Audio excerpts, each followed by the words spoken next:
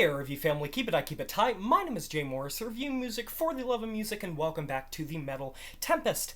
And in this video, I'm going to be covering the new I Prevail record entitled True Power. So this is the third studio-length album by the Michigan-based metal band I Prevail. And they have been experiencing a level of popularity and an imploded sense of audience and reach in a way that you rarely see a lot of newer bands do. Because even though they are generally newer in the grand scheme of things to the musical scene, they have achieved so much popularity and so much clout in the metalcore and post-hardcore scenes compared to pretty much any band from Rise Records or Fearless Records or Sumerian Records. They have been on massive tours, toured with massive bands, been nominated for 2 Grammys. Their last record back in 2019, Trauma, was within the 4 top-selling albums upon the week of its release in the US, and just overall, when it comes to the metal sphere, you have heard the name I Prevail. And I actually really found myself enjoying a lot of their last record. I didn't think it was too derivative, and even if it was on the nose a bit and sometimes could come across as a little one-note and one-dimensional by post-hardcore and metalcore standards, there was something about their merging of pop-punk and electronics and alternative and bringing in rap with the dual vocalist technique that really reminded me of Linkin Park. And I can also say that if you guys ever get the chance to see them live, definitely do it. I've seen them live twice and really enjoyed them both times. And even if they aren't the freshest voice on the block, I think they're just a talented pack of musicians that are doing their best to really craft some good music. With that being said, I was a little sort of worried stepping into this record because I had some complaints about the singles. I think the single Bad Things, even though it's I Prevail by the numbers, showed a lot of different direction in their sound that both the band and fans have been noticing about this record, and I think that's the first thing I want to talk about. And I want to preface this by saying, none of my issues with this record is anything to do with the fact that they're not as heavy or that these tracks take on more of a softer and quieter and low-key approach. And it can't be used to discredit my points at all because my favorite tracks on Trauma were Let Me Be Sad, Hurricane, and Every Time You Leave. But the band has sort of described this record as a maturing, a progression, and a rebirth of the band. And as a whole, I can kind of understand where they're coming from. There is a lot more rapping, a lot more low-key verses, and the choruses just to me feel more low-key as well, which made me sad because a lot of the reason I enjoyed some of the more surreal and somber tracks off of Trauma is they were more emotionally soaring, and so when it hit the crescendo, it felt more emotionally evocative. But unfortunately, I didn't feel that with a track like Bad Things. And unfortunately, I think the production on this track just doesn't do it any favors either. Because take a track like Hurricane or Let Me Be Sad or Every Time You Leave off of their last record. The vocals soared over the mix. They had a level of resonance that was powerful. Bad Things, on the other hand, has this really muddied sound to the chorus where I think that the EQ was just off. It's not particularly compressed, but the vocals on the chorus just really get muddied and buried in the mix, and everything is so much louder than the vocals. And that really disappointed me across this record is I think Brian's vocals get drowned out in the mix a lot, and I don't think that his vocals were necessarily as ambitious as they were on Trauma. I'm not going to say that he was ever reinventing the wheel on that track listing, but he was certainly having a lot of, I'll use the term again, resonance to his vocals that sometimes aren't present here. And he hits a really good climax at the end of the chorus on Bad Things, but the rest of the chorus is just underwhelming. And unfortunately, that was just an issue I have across this entire record, is that Brian usually is such a powerful vocalist, and it feels like he's restraining himself a little bit and not soaring as much as he did on the other choruses, at least in the past. Alright, now y'all know that I don't like to bullshit you. I don't want to cut corners about this record because I feel like ranting nonstop about it is going to be a very moot point for one simple reason. No matter what anyone tells you about this being the more mature approach, this being the step up, this being the rebirth, I just feel like this is a more low-key I Prevail record. Everything about Trauma is still here, and people that are having a hissy fit about it not being as loud or as heavy are just missing the point of the band. They are a very consistent band if nothing else, and it's just They are laying more into certain things that were present on their other records, but just laying into them more while laying into other things less. And that means you're not getting the barn burner ragers, you're not getting as much of those theatrical, over-the-top breakdowns, but there still are breakdowns across this record. There still are those short-lived tracks. And I can admit that's an issue I had with Trauma, and one thing that doesn't work in this record's favor when it comes to the more low-key approach. Tracks like Paranoid, tracks like Gasoline off of Trauma, even though they got in and out before the 3-minute mark, they were very effective in building an atmosphere, building a rage. They didn't have to be the most multi-phased tracks. They didn't have to be super technical or progressive. If you have seen them perform Gasoline live, you'll know that it's to get hyped, it's to get angry, it's to evoke that angry emotion. It's not to be the most progressive track on the block. But this track listing, unfortunately, is overflowing with these short tracks that get in and out before they can make an effective point. And because most of these tracks take on a more low-key and softer and underwhelming approach compared to tracks off of Trauma like Gasoline or like Paranoid, they just don't have the same amount of effectiveness. Judgment Day, Self-Destruction, Visceral, Fake, The Negative, these are all tracks that get in and out before the 3-minute mark, so they sap some of the effectiveness away. And even though this is considered more of a rebirth and a more emotional record, I found a lot of these tracks to boil down to similar things that they've wrote about in the past. It's that same tear-stained diary approach.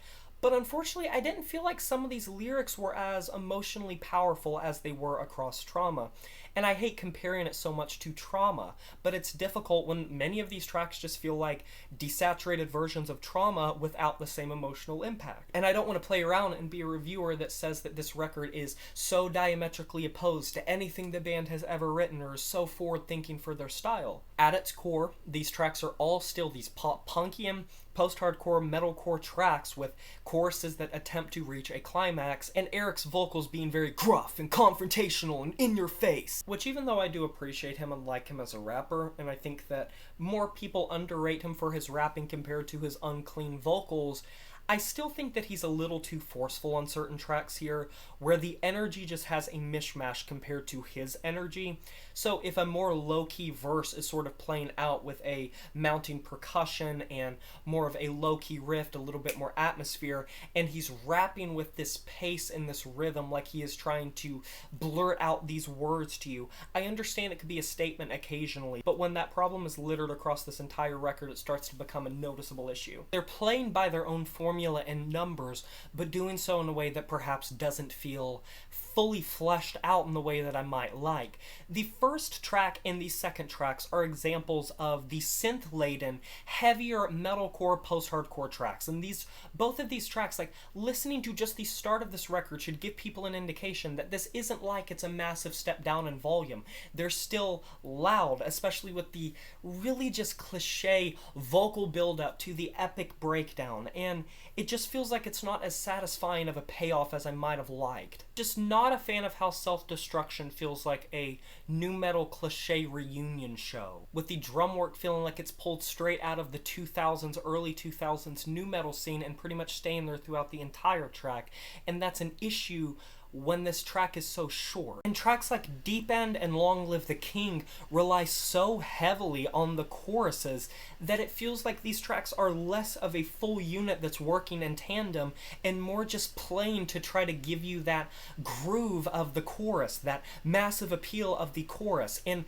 the verses, while they are I Prevail written, and I do appreciate on Long Live the King the rap vocals sounding very crisp and very well mixed. Most of the time I don't really have any complaints when it comes to the rap vocals across this record. It's not necessarily the verses that are the issue. It feels like they are padding for some sort of accessibility and radio play by writing music that is appealing to such a common denominator and just playing and ticking off boxes of you need these synths to be interlaced in a very lathered and reverbed way. You need the rap vocals to last a certain amount of time and be confrontational and evocative, and you need the chorus to try to be this massive stadium and arena semblance, and everything needs to be mixed in such a compressed way that it leaves I Prevail sounding like they still have retained their identity, but they have sold themselves short in the songwriting department by playing it so safe that it feels like this desaturated gray area version of their last record. And it also doesn't help that the moments across this record where Eric does sort of scream his brain off, even his moments feel weaker than prior material. The one thing I still have to commend is Eric's calls and chants on the unclean vocals are always very effective in building up hype, even if the breakdowns or the bridges that he participates in those vocals might be more predictable than they've been in the past, even if, I Prevail's never been the most genre-defining band ever. They still are effective in building up the momentum, building up the adrenaline, and if I had to say the standout on this record, it still would be Eric, because even though he is doing more rap-centric bits, and maybe he's not laying into the screams and the growls as much as he has in the past, surprisingly, that's not an issue that I have with this record. I think his moments are crisp, well-mixed, well-performed, and even if there is a mishmash and a bit of a give and take with his energy compared to the instrumentals, I think overall he is probably like the best thing about this band. He always brings such ferocity and energy and emotion, even if it sometimes doesn't fit the places that he's at, and I can say that live as well. Both times I've seen I Prevail live, he has brought his A game. And on the topic of the thing I talked about a while ago with this track listing feeling more underwhelming when it comes to the shorter tracks, tracks like Visceral, tracks like The Negative, continue these new metal vibes. You could compare this to Korn and especially Linkin Park. And considering the fact that I Prevail already gets compared hella to Linkin Park, and I even did that earlier in this video, hearing these played out disjointed riffs and these off-kilter riffs and the vocals swapping back and forth, it just feels like a formula that is so tried and tested, and it's not necessarily always what I want to hear from I Prevail. I don't particularly think this record is any darker lyrically or more mature.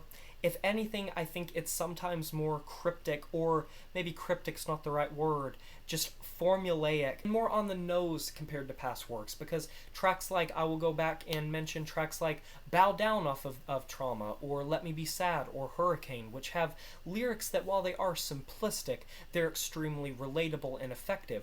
But calling back to the single off of this record, Bad Things, these just lyrics don't leave any sort of imprint on me that doesn't feel like any lyric I could get from any generic metalcore band from Fearless Records or Rise Records. You can boil all of these tracks down to just fighting your inner demons and fighting yourself and trying to grow, and this energy of like, to all of those that have hurt me, like you will never hold a candle to me, and I don't have any resentment towards you, and I don't care at all about what you're talking about or what you did to me, so that's why I'm going to have half of this album be about that. It just doesn't make sense to me, and that predictability just kind of left me wanting, because I didn't feel as connected to a lot of these tracks from the lyrical department than I wish I would have. Like I said at the beginning though, I Prevail's a consistent band, and regardless of what reviewers or publications say about this record, don't let them deceive you into thinking that this is like a stylistically different record that much.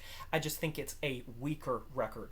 It certainly is softer and it takes a more low-key approach, but my issues with this record have nothing to do with that. It is solely just the performances, the execution, the derivative nature, the predictable lyrics that just don't have the same resonance, the weak and underwhelming choruses, the mismatched energy, the weird production techniques, the choruses not hitting as hard, and just a lot of odd decisions that make this track listing feeling extremely forgettable and not hitting as hard as maybe it could have if it would have been written in a different way, or at least produced in a different way.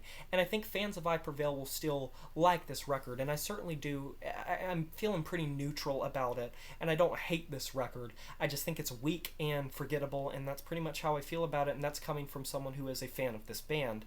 Overall, I'm going to be giving this album a 5 out of 10.